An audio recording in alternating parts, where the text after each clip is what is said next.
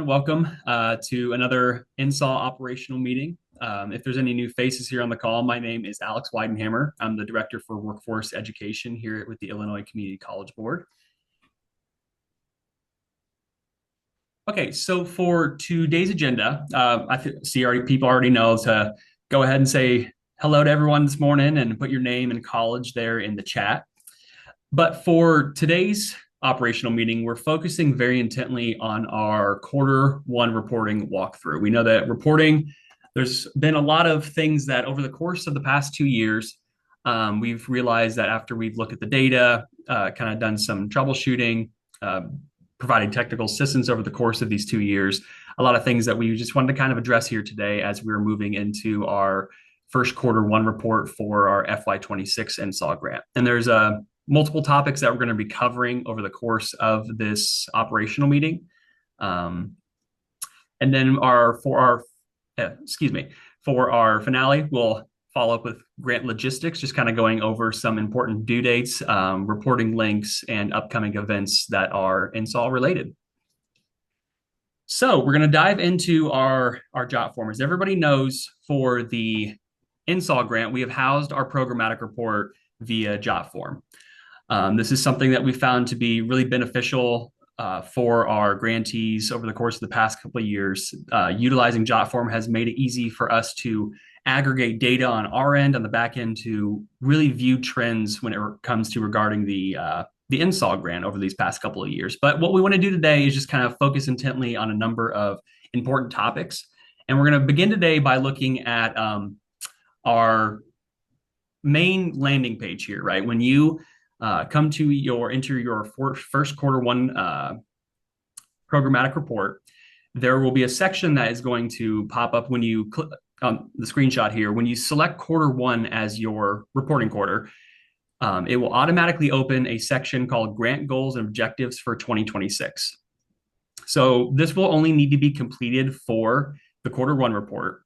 And this is where you're going to enter in all of the overall outcomes and goals that you had designated either in your original application project overview template or the revised version if you had to do revisions during the application process. Like I said, you won't need to complete this any other quarter. Once this is complete, this is saved into JOT form and we have that data to compile on our end in the dashboard moving forward. But one thing I want to stress is that when you are entering these sections here, so you can look on the screenshot, there's a section for participant level outcomes for like the total number of non-credit students to be served, the proposed percent of non-credit student completers employed 2 quarters after completion. There's also employer related outcomes. And there's an additional section for non-employer related outcomes that we didn't ask for on the project overview template. So this is the only section that won't match up with your project overview template that you originally submitted. But especially for these 2 sections here, please make sure that you are entering the numbers that were designated on your submitted project overview template. One thing that we saw as we were going through and we were kind of combing through the data is that there were discrepancies between the amounts, the number of students, or the percent of the number of employers you're going to be serving during the course of the grant, and then what was actually entered into JOT form. So this is really important to make sure that there's consistency between those two documents, and we can track that information as we are moving throughout the grant. One other thing to note as well is adjustments can be made to these numbers if needed throughout the course of the grant. We've had a couple situations arise where maybe a college really overshot their goal by a lot for students, say by thousands. And they reached out and said, can we change these? Yes, we can change these on a case-by-case basis.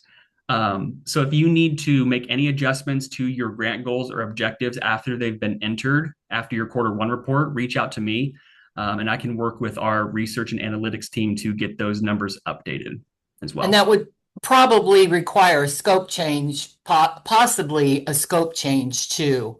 Mm-hmm. It depends on what you're needing to change. Alex, I had a question about participant level outcomes. So is that participant level outcomes, is that the total of employer related and non-employer related outcomes?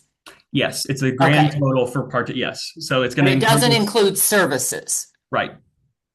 Okay. Mm-hmm.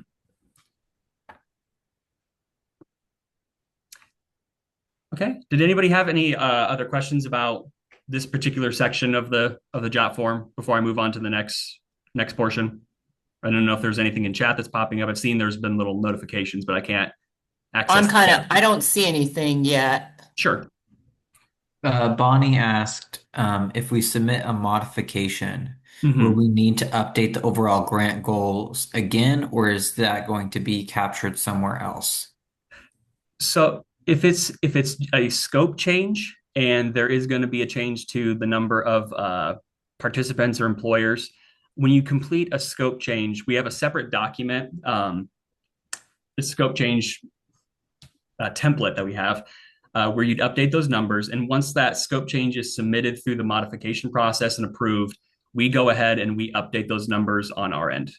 Um, if it's a budget modification and there won't be any change to any numbers or anything like that, then it won't be necessary. Hopefully that answers your question, Bonnie. So, yeah, there's a question. There is a scope change document question mark. Yes. So if you reach out to us and you need to complete a scope change, we have a template that we've created where you will update your project goals. We had a college here recently that had a program that they were sunsetting here in the middle of the grant cycle, and they were going to be switching their scope from the project that was ending to another former project. When you submit your request for a scope change, I'll usually send out the scope change document to you. But I can also make that available. I can send that out via email after today's meeting if you'd like, just so you have that information, that template on hand. If you're needed to complete a scope change document, we don't have it saved on our ICCB website under grant resources or anything like that, because usually scope changes are a case by case basis, and I usually just reach out directly to that grantee when those are needed. And scope changes are, pretty serious. So, Mm-hmm. I mean, if you're adding an employer, no, that's not a scope change, Mm-hmm. things like that. So that's why we look at them on a case by case basis. Yes, if And it's Alex, yeah, go go ahead. ahead, Levon. Well, I was going to say if it's a very large change and shift in your project, like say if you're going to be offering services or trainings to employers and you realize there really wasn't a need, and then you switched over to having more of the in-house non-employer connected trainings, there's a complete shift. You need to move your budget around. That's when a scope change would be necessary for those really large shifts in focus of the project. But if you're adding an employer, or if you are wanting to add a single, maybe a training that currently aligns with your scope of work that you're currently doing under the grant, that's usually not necessary for a scope of change. It's usually those really large shifts that we'll need to um, proceed to that process. And when in doubt, just reach out to Alex. That's always going rule. Yeah. Yeah. If you're ever in doubt, just reach out and we'll walk through the process if needed. If you don't need a scope change, we'll advise you on that as well.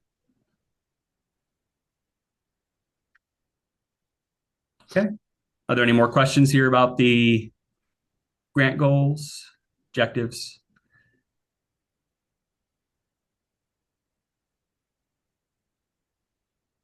Okay, well, if there's no more questions, we're going to move into our three main buckets. So as you know, under the NSAW grant, we have three main buckets that a lot of our activities fall into, which is employer connected training, non-employer connected training, and then employer connected training services. So for this next section, I wanted to walk through and just kind of show just generally what that looks like on the job form. As you can see here on the side of the screen, I've just kind of showed you what the table looks like generally for employer connected trainings.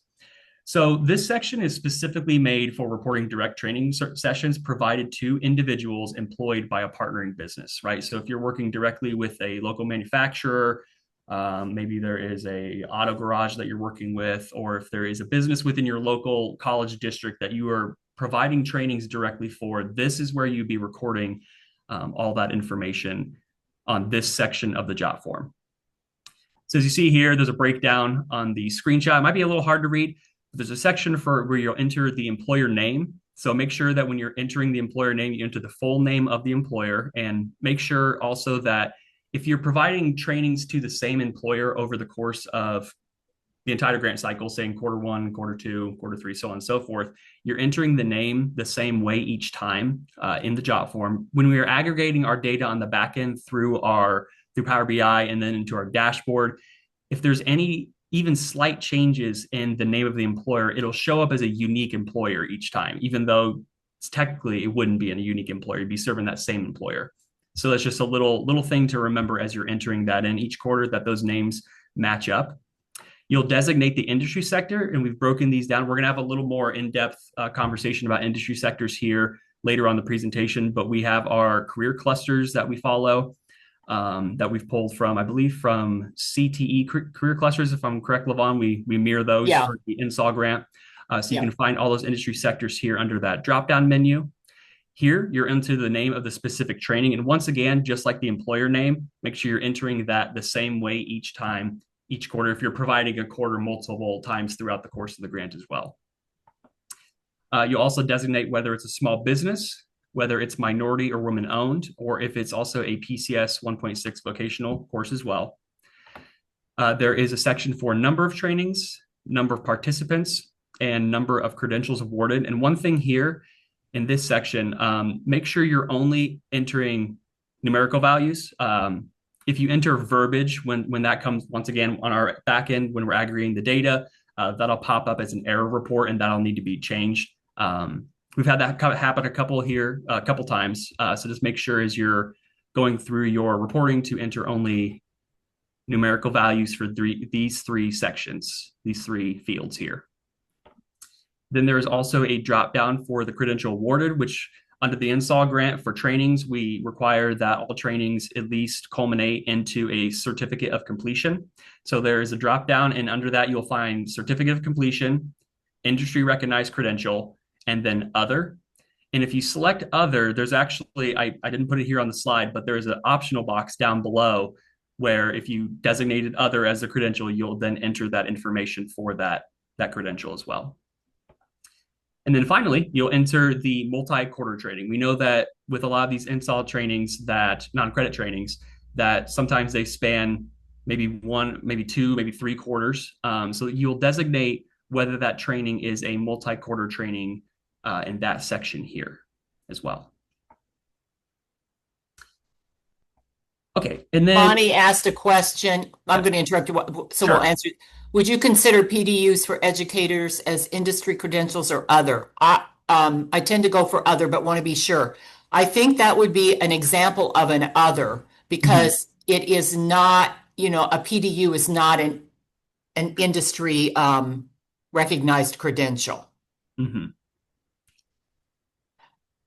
Yeah, to stress Alex's point, now that we have 2 years and we've seen the dashboard, we're just seeing how some people are counting something one way and some another. And so we just want to go, that's part of the reason we're covering some of this today. And then to add on to that, we are going to kind of talk a bit more about industry recognized credentials here later on in the presentation. So it's a good example to bring up though, Bonnie. Thank you. Alex, yes. I wanted to emphasize too on this slide. Go ahead. That I know some of you have said that you don't always, I was kind of alarmed by this, you don't always have the names of individuals that you're training with an employer. And, you, for your own purposes and for audit purposes, you really need to have information about that person, a name. I mean, I know you aren't always going to have social security numbers, but you need to have some record because if you're doing an employer connected training and then you have 10 people and you don't have names, how does that get verified? If ever we would come and monitor and want to look at a training or how you did on a particular training. So I don't think this is everybody, but I do know it came to my attention. Someone had indicated that employers, an employer didn't want to share the information about individuals receiving training. And, that's a real that is a red flag. And so we've seen that, we're emphasizing that, Mhm. that you need to have that. So are there any questions about that one issue? Concerns?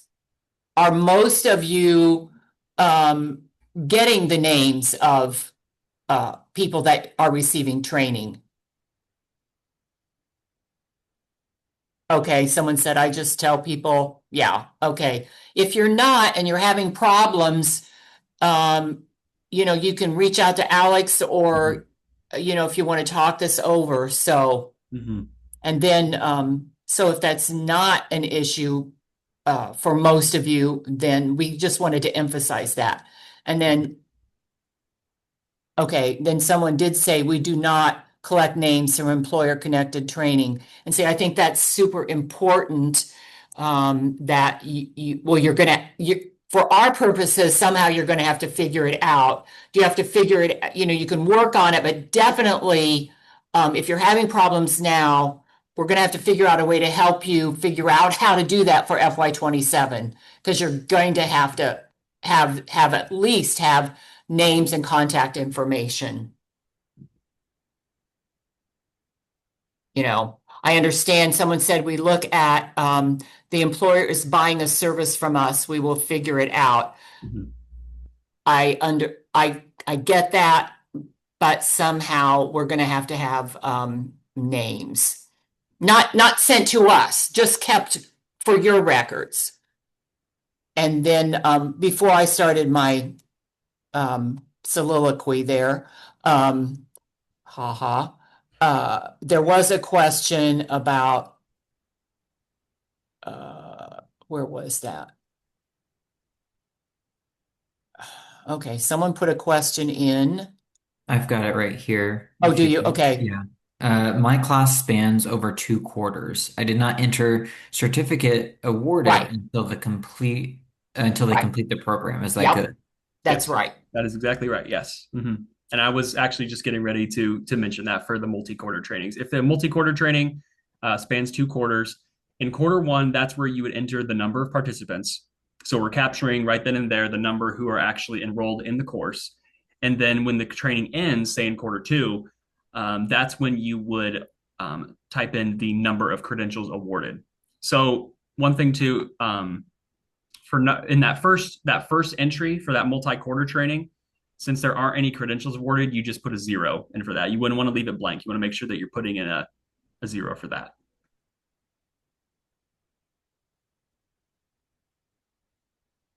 But good question. That was something I was Yeah. getting ready to And, address there. So and then here's another question. I quite don't understand this, Christy. If names are part of internal course registration and maintained by the college, is this acceptable? Right. So if like we have them in colleague, mhm. and we can find them later if needed, we could pull up the registration for an industry course. Is that acceptable? Done with for an employer connected training? Correct. Yeah, as long as you have a name Okay. of the individuals receiving the employer connected training, you do it, you collect it how you collect it at your college. We're Okay. just saying, if you go out and you do um, an industry recognized, you're going to do something that does an industry recognized credential for an employer for something, and you don't collect the individual's names and you're doing 20 people, how do you verify, Mhm. so. And just like Levon mentioned earlier, we're not going to be asking for this information. We won't be asking for these names on a quarterly basis or anything like that. But this is just for on your end at the college for your record keeping purposes. As Levon said, if there is monitoring or say there was Or we uh, had to ask for them for some reason or, exactly if we had the down the request road. for, so just trying to do our due diligence to make sure that our data is matching up and as accurate as can be, right? Yeah. Mhm. Because it's no good to you if it's not accurate. Mhm. So a quick question, if it's okay. Oh, sure. I'm pretty confident, and I'll check with our customized training area to confirm. I think some of the employers that go with Harper and Harper Business Solutions really appreciate the fact that we do not require a list of participants that they don't have to disclose that, especially for like the workforce ESL kind of programs in the current climate. So if we can't get that for the training we already did in 2026, would that be a problem? It's more for No, 2027 going forward. no, we're not asking you to go back. Okay. But, for the grant, this is just for the grant. Any other kind of training that you do that's non-credit, we're only talking about training that you're doing that's through the grant. Perfect. Okay. Yeah. Yeah, And yeah. we did an ESL training in March that is part of the grant. So I just wanted to, I'll see if we can get the information from them. But if that was, one of the reasons they chose us, I don't want to go back on our word and say now we Yeah. need it. That's not really cool. Yeah, my thing is I don't understand why employers wouldn't want to share, the individuals that are being trained. That's what I don't understand, so. I think I can get more information for you, but maybe that's another conversation we could have. I think that's one we need. Yes. Yeah, there are some employers who really appreciate that we don't collect that information, that we don't, do any kind of additional outreach or marketing to their participants. It's just one employer. It counts as one employer and one contract. But when you have that employer, but when you're putting in the number served, you're putting in that total number of individuals, correct? I'd have to look at the report. Does it ask for that?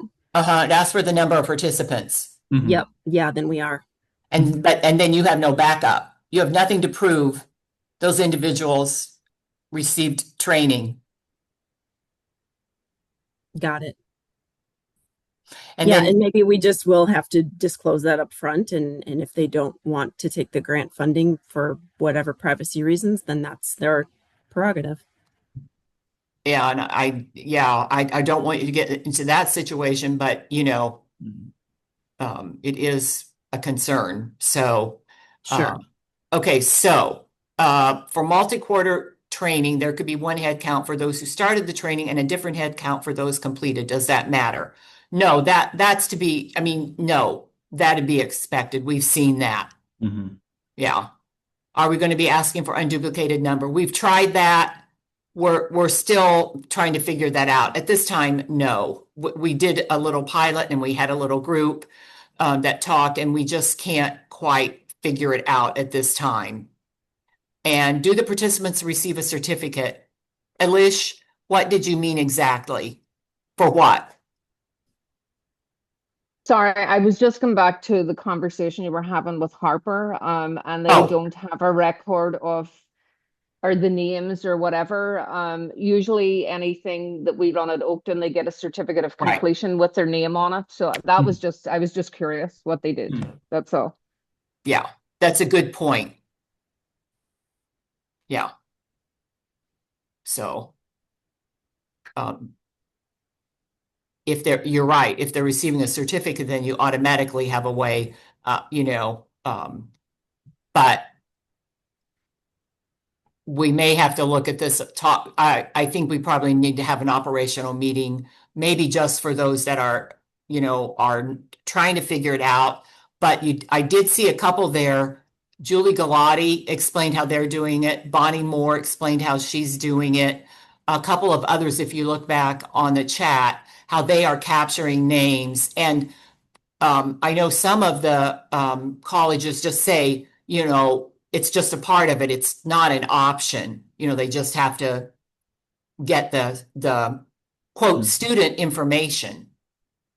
Technically, in all of this counting, they're quote students / participants. So, so we'll focus on that at an upcoming operational meeting.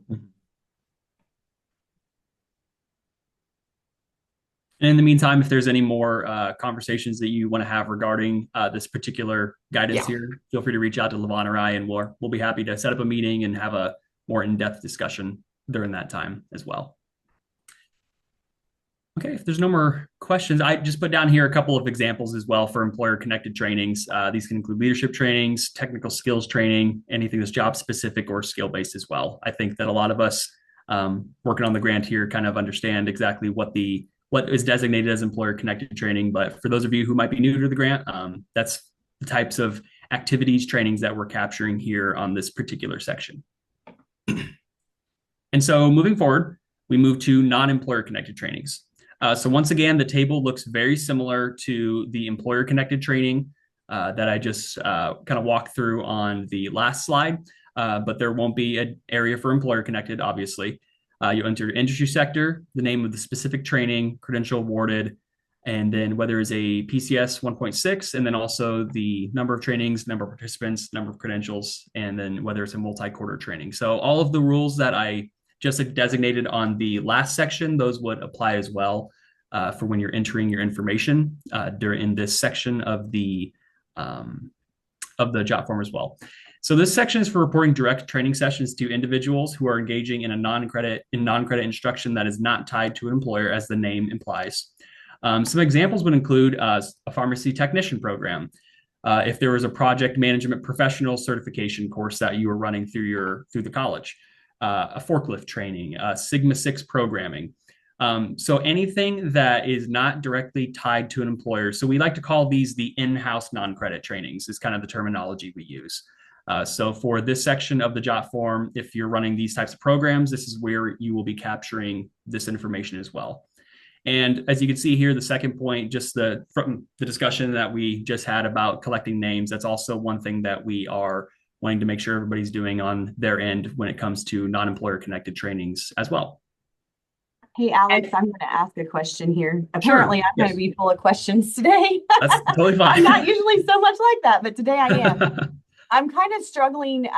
So I need to report on some STEM training that we did that was open enrollment for folks for K-12 education. Mm-hmm. So it is connected to their work, but it isn't necessarily tied to their employer. So would I put that in non-employer connected trainings, or would I put it in employer? I believe it would be non-employer, because Okay, if for employer connected, if you're contracting directly with, say, the school district, that would be designated as an employer connected. But if it's K through 12 educators who are coming in through an open enrollment course, that would be a non-employer connected. Okay, thank you for clarifying that. I probably should have known it, but no, totally fine. It's good, great question. Yeah, it's kind of one of those little examples there. So, does anybody have any questions about any other questions about non-employer connected training? Hey, I'm just going to throw something in here too. Sure, So keep in mind, with non-employer connected training, one of the things we want to emphasize that more in terms of, serving more participants in more of the skills base, like some of the things we've listed here, this type of training. And so think about when you're doing, offering, non-employer connected trainings. The other thing, you don't necessarily, you can also do things like, do scholarships for students that are, in these trainings. You could, pay for tuition. You can, do equipment for the use that would be for the proportion that would be non-credit. You can buy supplies. There's a lot more you can do in the non-employer connected training space, because we don't everybody get alarmed, but we don't want to become, what is that expression? A credential mill in certain areas because they're just easy to do. We really want you to think about, are you meeting these needs according to the purposes laid out in the NOFO? Are you meeting the needs of participants, for employment, to retain employment, et cetera? So think about that when you are going to your, you're doing your next write-up for your next narrative for the FY27, and then we'll have some more, information, information around this. So, nobody's doing anything. Let me clarify. Nobody's doing anything wrong. Please.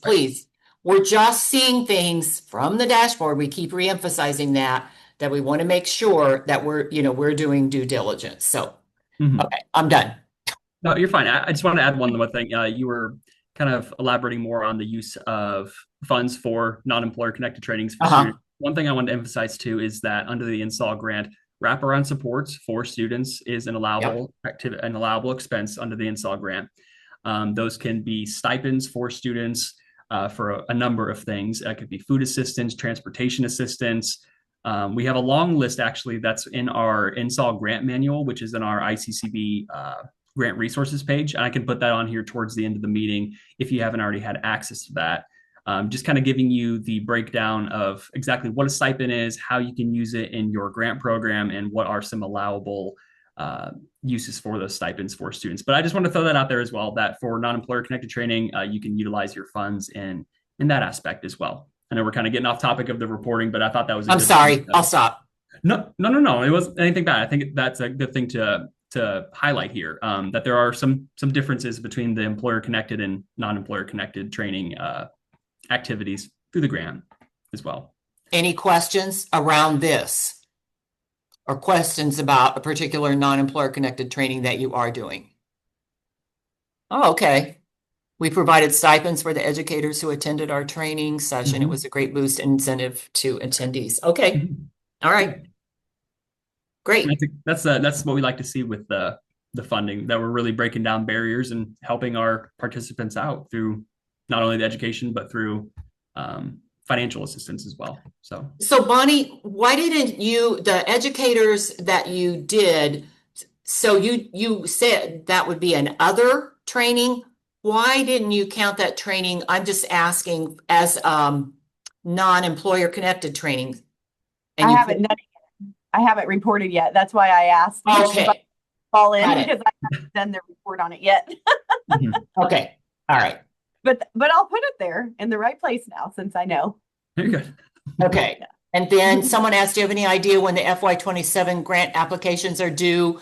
Yes, it'd be September, early October. I think we're going to run on the same schedule as we had last year in FY26. Yeah, maybe not the same exact date, but yeah, August, they'll go out, you'll get the NOFO, you know.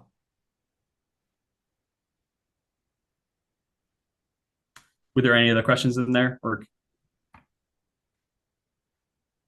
okay, great. Okay. And if there's no more questions, we'll finish up here with our final bucket, the employer connected services. So unlike the employer connected trainings, this section is used to capture information about services provided to employers to help them expand business or develop expertise in particular areas. So once again, the tables are set up very much in the same way as the previous two. We're trying to kind of maintain continuity between those as well. Once again, every individual receiving services must be identified, recorded, and kept on file at the college, as we've designated with the other two buckets as well. So just some examples for services that we've seen throughout the course of the grant would be safety policy and procedure creation, leadership coaching, active threat response assessment and consulting. We've seen that one becoming more popular here over the past few grant cycles.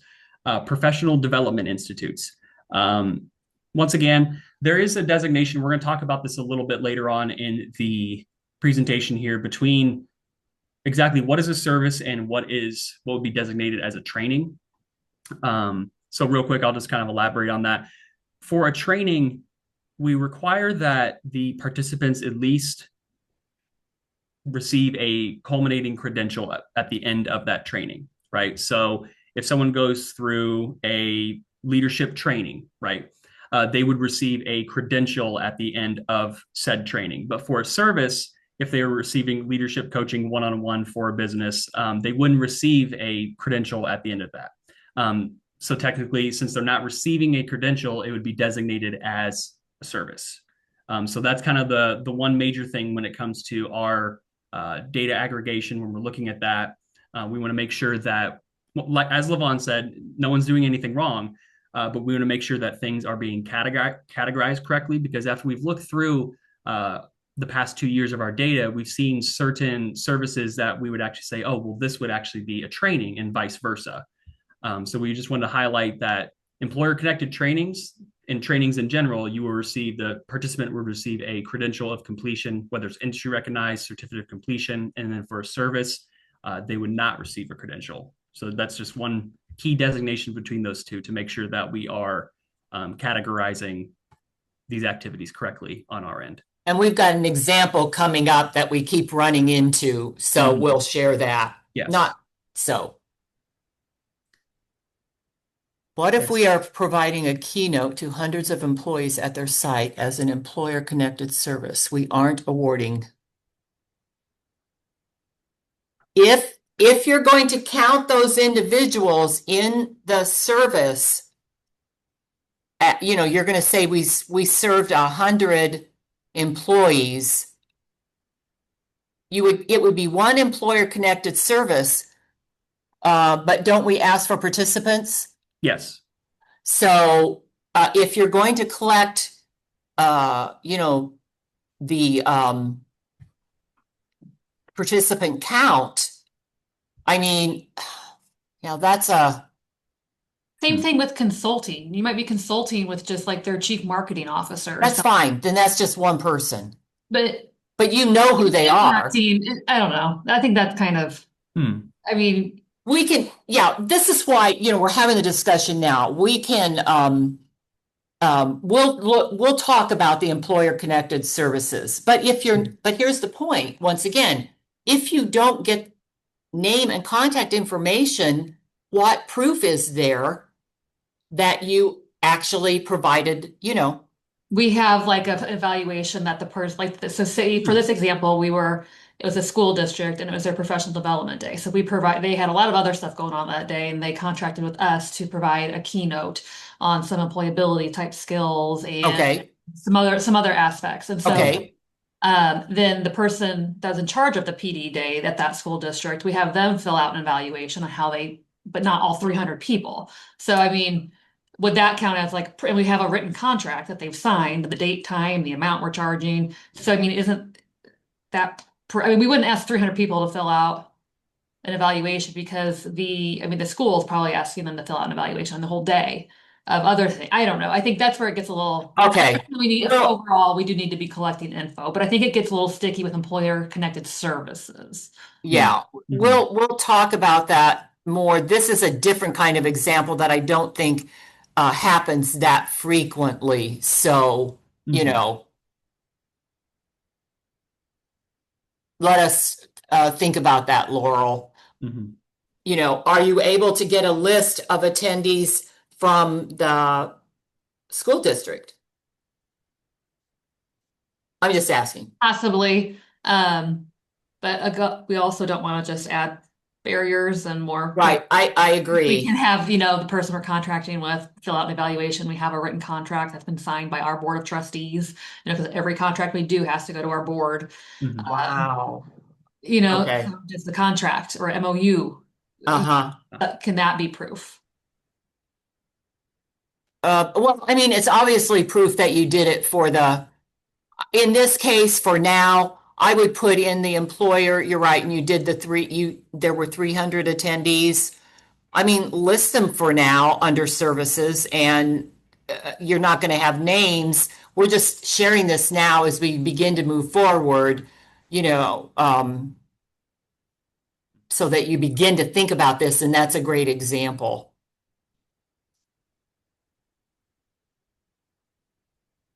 So, but we'll include this in our discussion about, gathering, another operational meeting around collecting names, data, that sort of thing.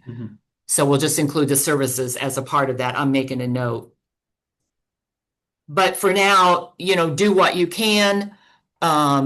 If you can't, then you can't right now,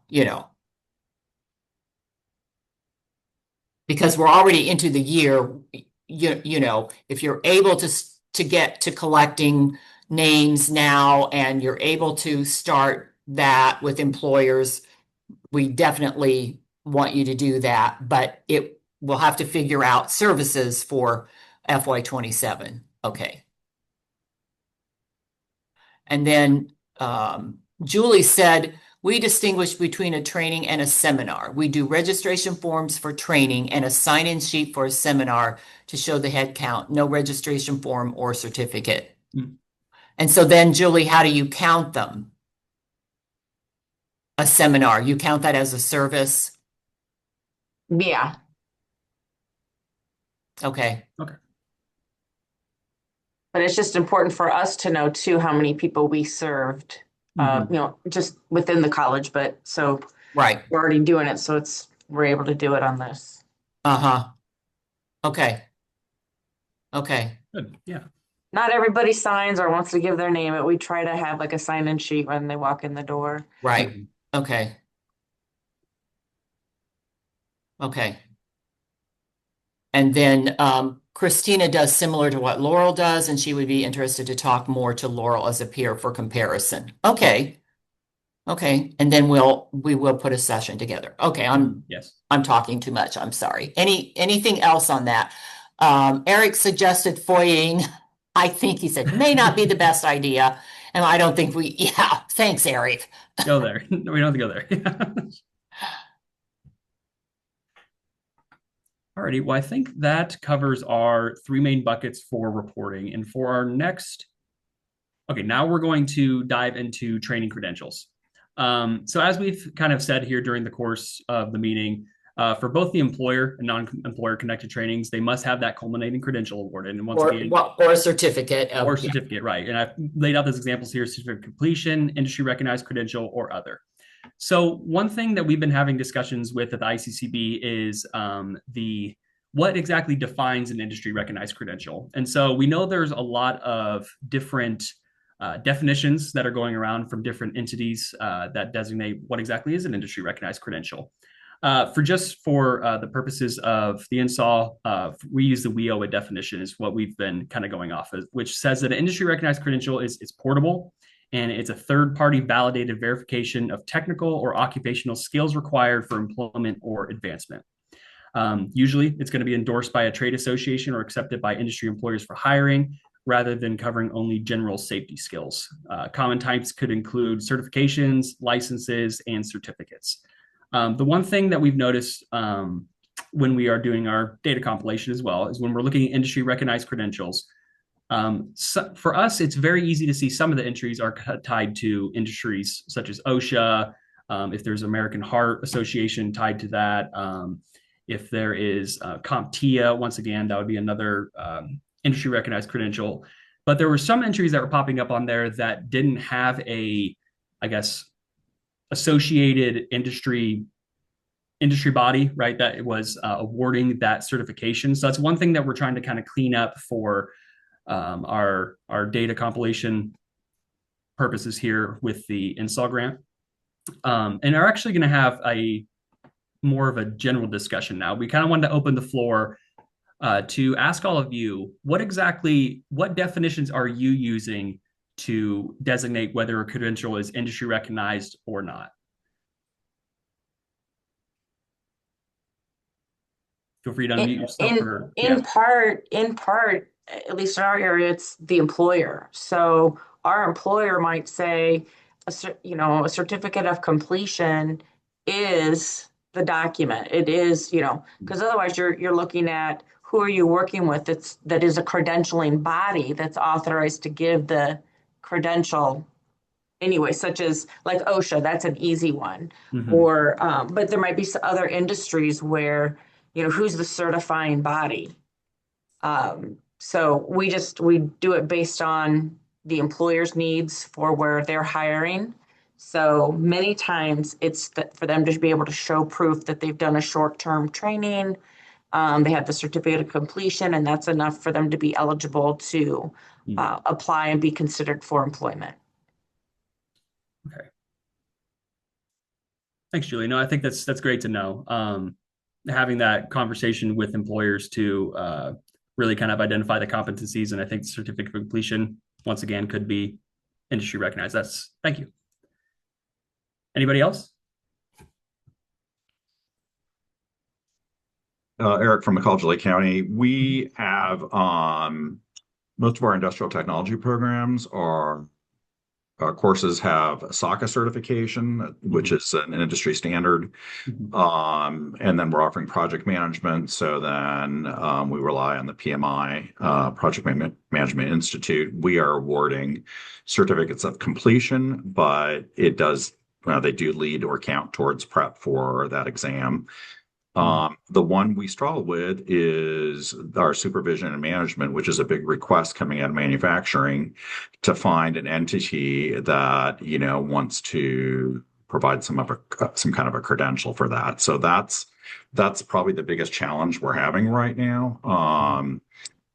And would love to hear if others are, skinning that cat in a way that makes sense, not to be disparaging the cats, but that's kind of where we are.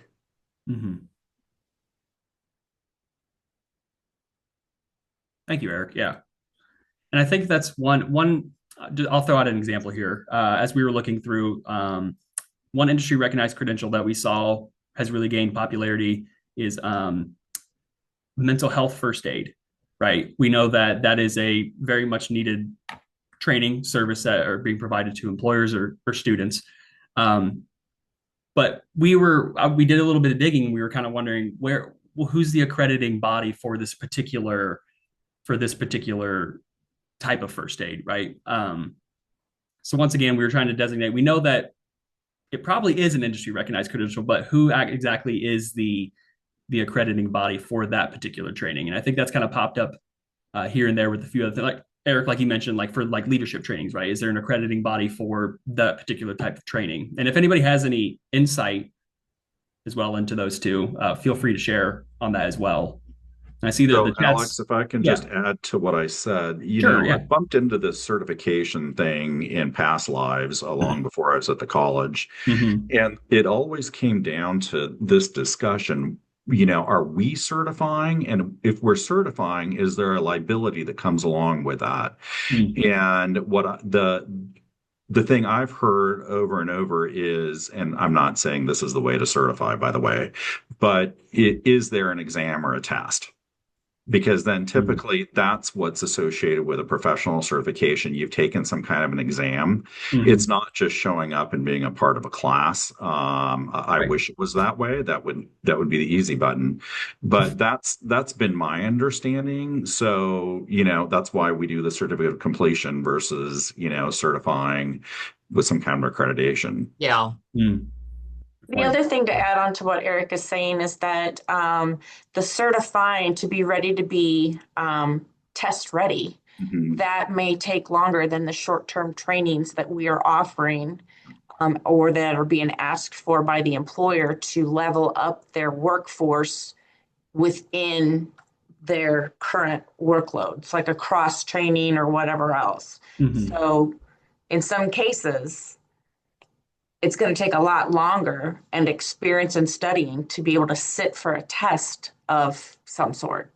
And that is actually, Julie, that's a really good point.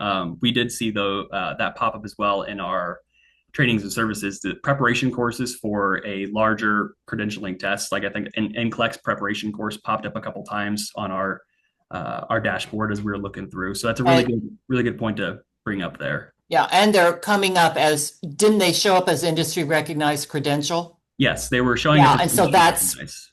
Yeah. So some of you are doing those as completion certificates.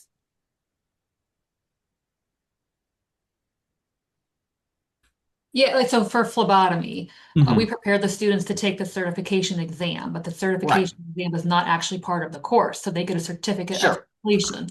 Once they have that certificate, then they're eligible to sit for the exam. And yes, they go and they certify, but they're still being awarded a certificate of completion because they met the completion requirements of our program. But we would not call that an industry recognized credential because we're not reporting on them actually sitting for the test. Got it. That's why, that helps a lot. That I understand that. Okay. And then there were some questions around digital badges, counting them as an other, and then, explaining that it's a digital badge. And then someone else said they see it more as a credential than a certificate of completion. That also probably warrants a fuller discussion, but mainly we're just making sure that if you're counting something as an industry recognized credential, we're not asking you to do more, make more things industry recognized credentials. But if you're doing that, if you're calling something an industry recognized credential, it is. Mm-hmm. And so we gave you an example of a definition, and it sounds like I don't see anything that anybody had any real angst around that definition. Mm-hmm. So just to make you aware that, when you're counting in that you're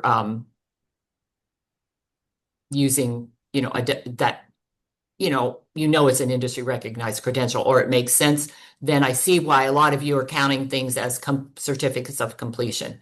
Okay. All right. So just something to be aware of. Are we ready to move on if no one has any other questions?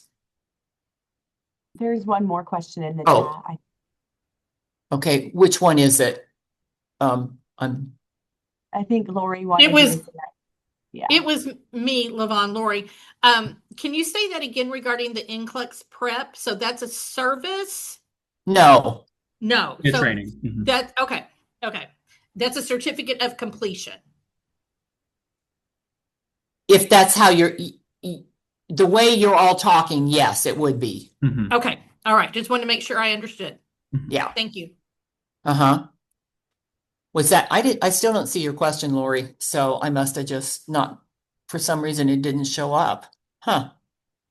Okay. Are we making things worse rather than better in terms of asking these questions? So no, I don't. I think I think this is a fine line of questioning. I think we've got to be clear on it, and I think as colleges, we have to be careful.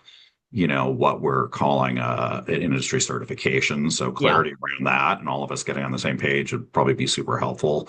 I do. I would like to hear. And not in this sitting, but maybe a different time, more about how people are considering digital badges certifications. Yes. My little bit of looking around online, I see it both ways. But again, this is part of my personality. I don't like the idea of trying to be liable for something and saying, we're approving or certifying that someone can do all this. If there's not at least been a test, that I'm not going to stand in that gap. But I'd love to hear, if somebody's got a good solution for that, that might solve our supervision and management issue. Okay. Mm-hmm. Okay. I added that to the list. Okay. Eric, can I jump in just to let you know what we're doing with our digital badges? We utilize Credly for ours, and we still consider them certificates of completion. I don't consider those like an industry credential, because with those, the badge is just for them to be able to take that, note that on their resume, on LinkedIn, so people can see the different type of courses, kind of almost like on paper, adding to a resume, your things that you've done. And then you can still print out a certificate of completion from Credly to do that. So we're considering it just a certificate of completion still. Mm-hmm.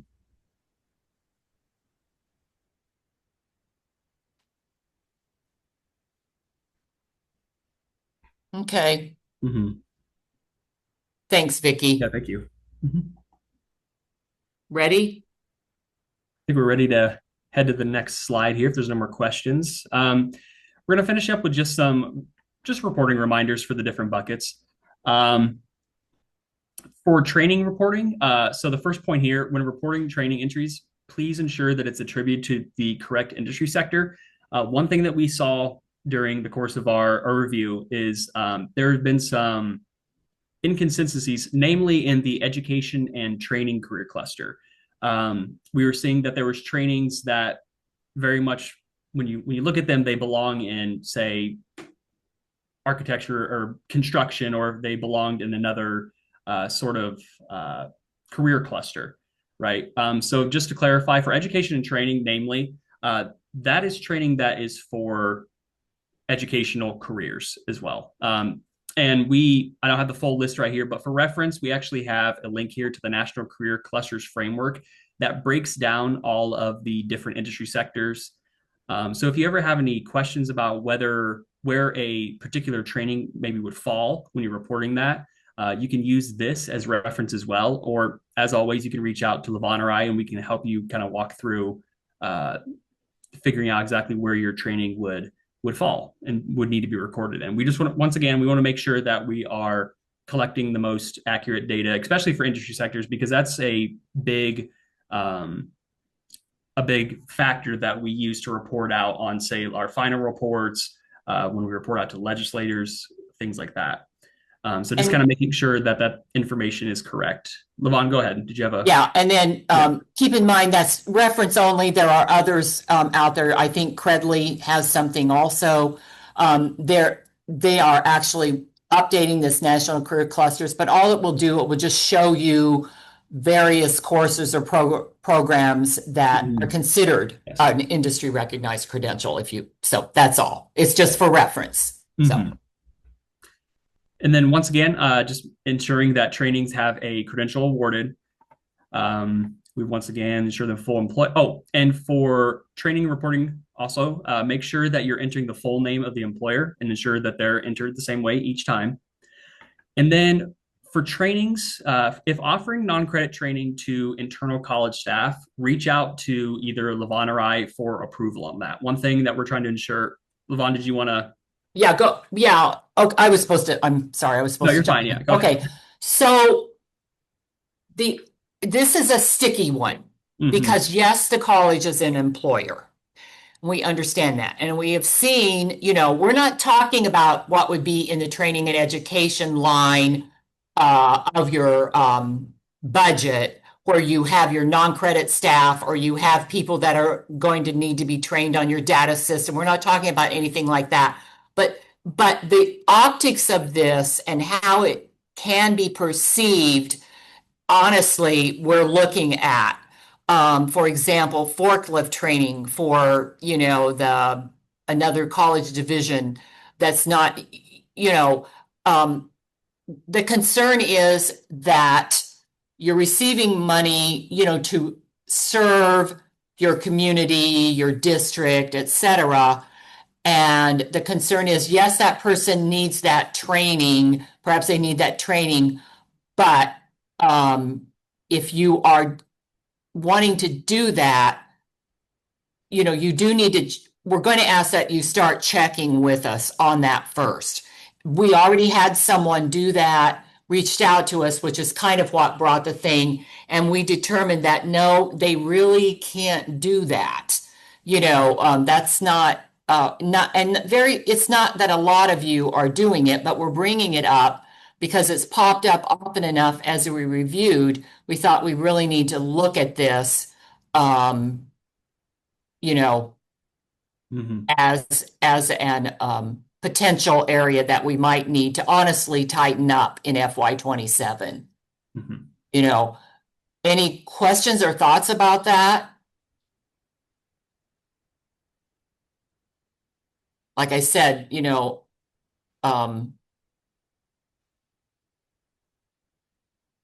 it's not a huge number, but if you are thinking about it or you've got something planned, go ahead and reach out to us and we can just look at it, and then we'll see what happens for FY27. But we don't want to put you in a position where, we want to continue the funding, but if it starts popping up that there's more and more training being offered to community college employees, honestly, that could look, could come across wrong. Does everybody kind of understand what we're getting at? Yeah, it makes sense to me, Levon, and thanks for bringing it up. I'll confess we have done this, not a lot. We actually have a pretty generous program with free CE classes, free tuition waivers for most of our employees, but there are like temporary staff, student aides, our clinical supervisors in the health careers division that we did approve to take mental health first aid or I think even CPR from time to time with this But funding. are they doing non-credit are they doing non-credit training? Do they train do anything in your non-credit courses? No, they would be Okay. people from other divisions. Okay, from other divisions. Okay, yeah. Yeah. Yeah, I think in the future we probably want to talk that through. Sounds good. Yeah, we can send a communication to you and make sure that it's clear. Thanks. Okay. Hi, I'm Inez Mackey from Prairie State College. So I do have a question in regards to that. So and I understand how the look of that could be a little off-putting. I know for us at our college, if you are an employee and you want to take a non-credit course, you actually have to pay for that course out of pocket. So we don't offer any free courses or anything like that as it relates to employees. Case in point, we had a previous employee that took the sterilization program at the school, and unfortunately, she's not even eligible to even participate in the program because we're just starting at PSC with the program with NSAW. So because she received her certificate of completion for the class last year, from my understanding, she's not eligible to actually participate in the program because she did not complete the program on this year. But with that being said, she paid for the program out of pocket. Okay.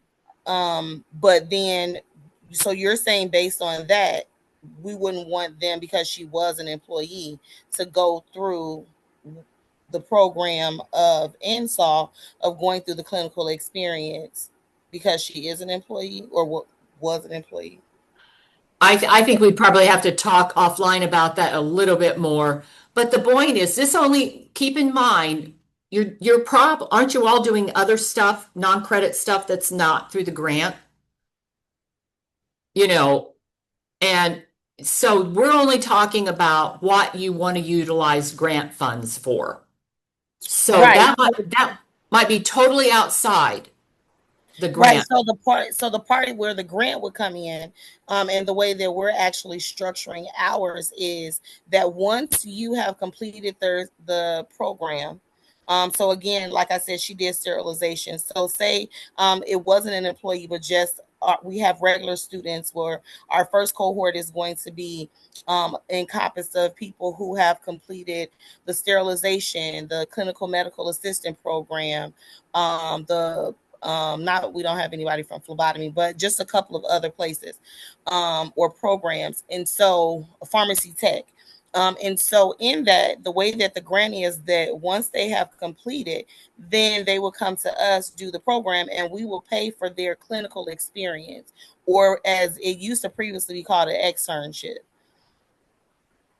And so one of these is an employee. Right. So with the young lady that I'm talking about, she was an employee. She's no longer an employee now because she ended her employment in November of last year. Okay. But if she was, because she paid for that class in order to go into a completely different field, she was just an administrative assistant. And so she said that she wanted to transition into the medical field. But based on her being an employee, she would not be able to transition into the program of receiving that clinical experience through the grant because she is an employee, or was in that case. But if someone is an employee that is looking to transition from the college to that particular career, are they then not eligible to participate because they are an employee? It's possible, that's why it would be a case by case, and that's why we probably need to, talk offline. I think the key would be that you are having them, they're paying for a course. If you know that they're paying for a course that's going to lead to more training, and then we're saying that employees is a area of concern, then you'd have to go. I think where you really need to think about is your initial class that they're paying for. you know, they can do that, but if they can't go on, do you see what I'm saying? Then the problem is with having them pay with the expectation. So let's talk separately. And Alex will just reach out and set up a time. I can reach out to you. Yeah. Yeah. Does that help? Probably not, but we'll talk it through. No, I mean, but I would love to have the conversation. Yeah. So Okay. Yes. Yeah. Okay. All right. Okay. Go ahead, Alex. Yeah, so I was just going to add, so it seems like there are a lot of nuances when it comes to this particular aspect. So as we've kind of discussed here, please reach out to Levon and I, and we can have those discussions here further after the meeting. So, all right. And Alex, is there another slide? There is one more slide. It's for service reporting reminders. Yeah. So do you mind if I jump in here on this? Go ahead. Okay. So we see a business lunch and learns. All right. We have people that are reporting them as trainings. We have people that are reporting them as nothing, no credential at all. So we've looked at this. It's not that it's wrong to have them. It's how they're being categorized. So if they're not a training, if they're more informational sessions and you're not giving them, you know, they're not receiving, quote, a training, they really need, lunch and learns really need to be counted as a service. We've got colleges counting them as a service. We've got colleges counting them as employer trainings. Are they really an employer training? So briefly, for those of you that, you know, and we're not promoting everybody run out and do lunch and learns, but for those of you that are doing this type of activity with employers, do you actually consider that a training? Are you doing enough substance, you know, that this is a training? If you're sharing information, if you've got a topic that you're discussing, things like that, we see them as a service, and some of the colleges are counting them as services. So we have some real a mixed bag around this. Thoughts, ideas?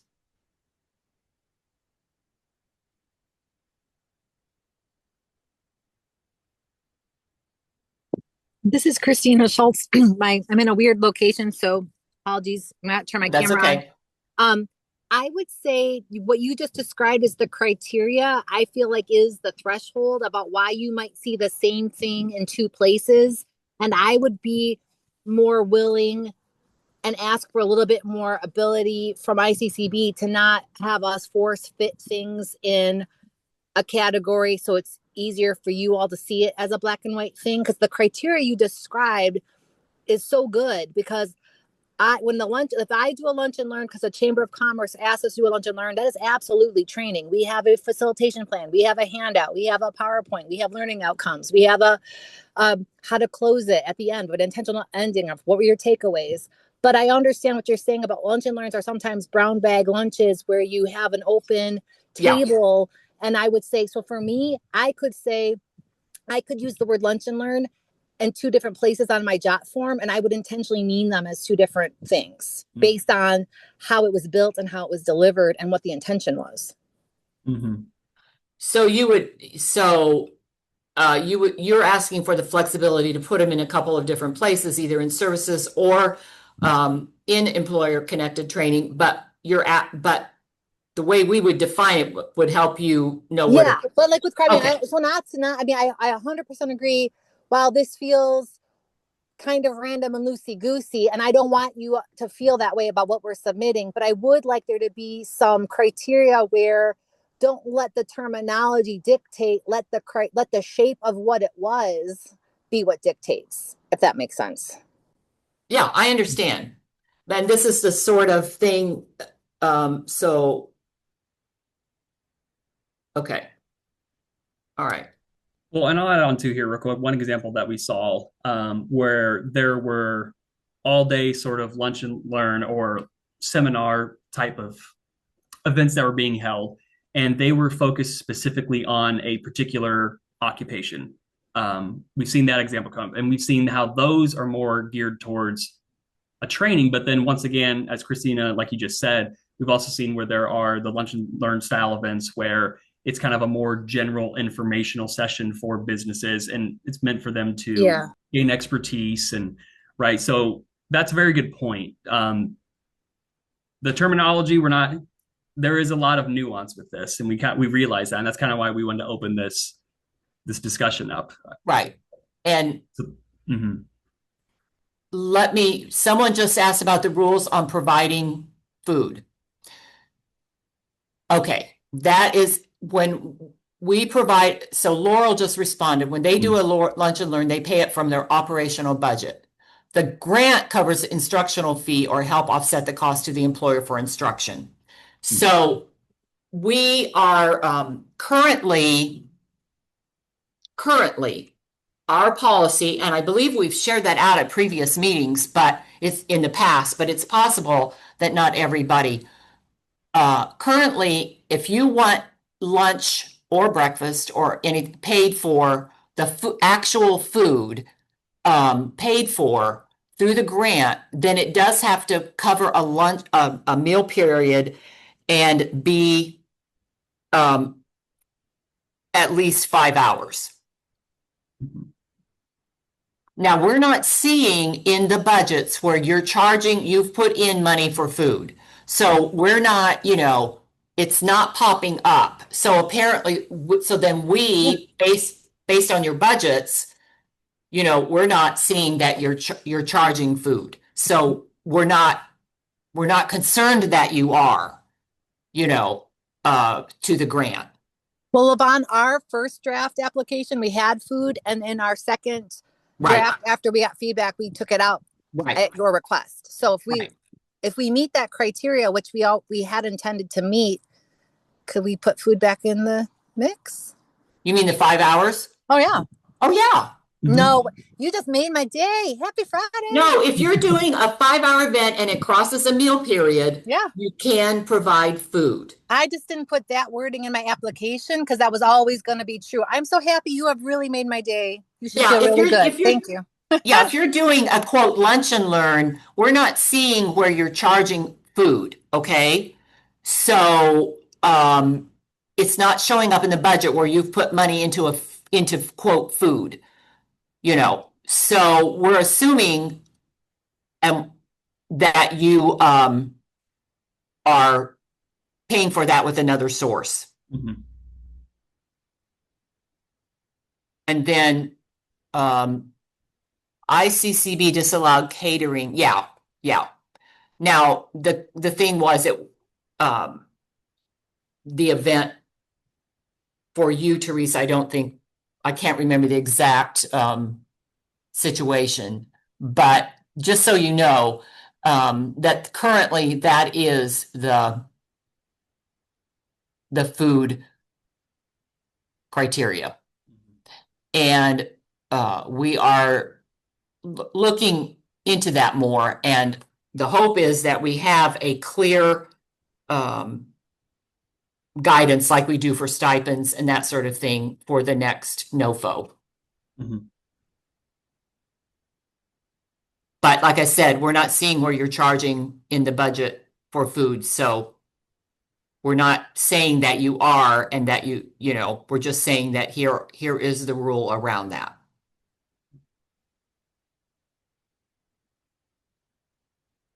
Any questions, concerns?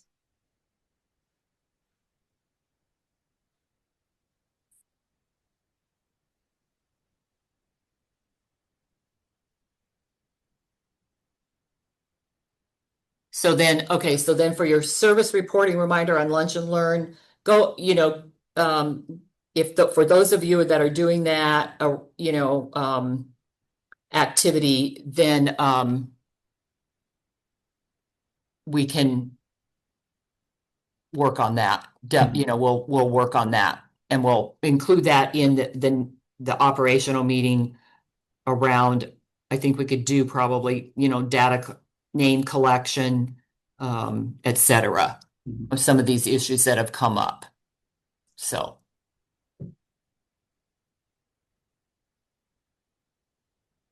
Okay. And just because we got a little bit of time here left, this is our final slide. So I'll just go, well, we got one more slide to go after this.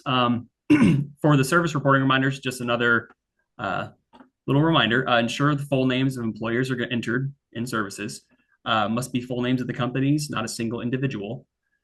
And when completing the service field, the specific service field, I'm sorry, be as specific as possible. So just an example, if you put advising, it doesn't really tell us a lot about what exactly you would be advising for, but say something more specific is active threat response assessment / consulting sort of thing. So when you're entering for services, that specific service to be provided, be as specific as possible for that.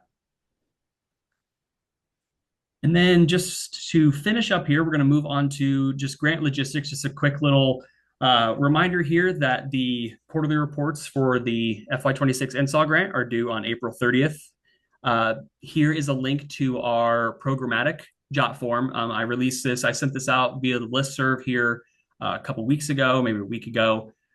So it's available for you as well here on the slide. And then also the financial link as well. We've moved all of our financial reporting to jot form as well. So for the financial report, you're going to want to go to that link and complete the jot form.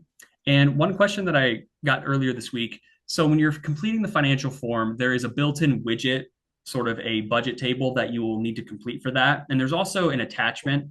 You don't need to submit an attachment with a separate Excel file, but feel free to do so. Or if there is any other pertinent information regarding your financial report that you'd like to submit, there is a attachment box on that form as well.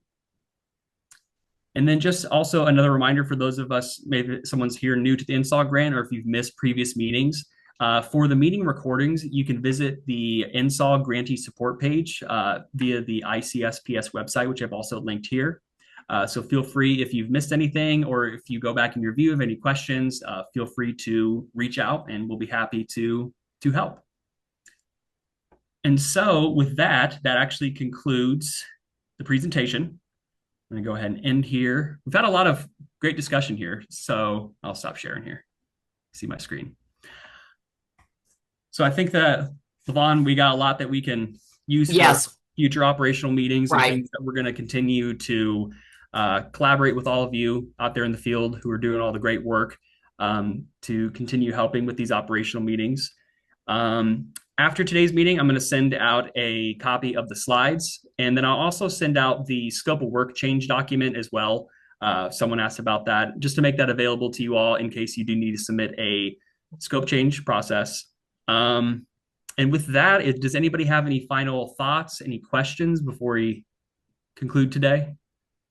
Any concerns? So, and feel free, like Alex said, reach out. Send us an email, say, I'm confused about this, or I have a question about that. Don't hesitate. We are here for you, as Alex, has said many times. So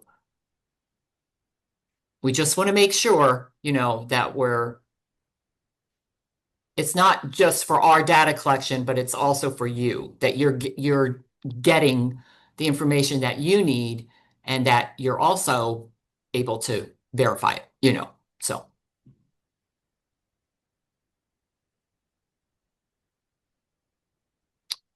Okay. Thanks, everyone. I see there's a weather alert. Lindsay just said hi, Debbie. There's a weather alert. Oh, later today. Okay. Mm-hmm. Supposed to get some rough storms. So if you're in that, stay safe. Enjoy the nice weather while it lasts, I guess. So all right, everyone, take care. Bye. Have a good day. Thank you.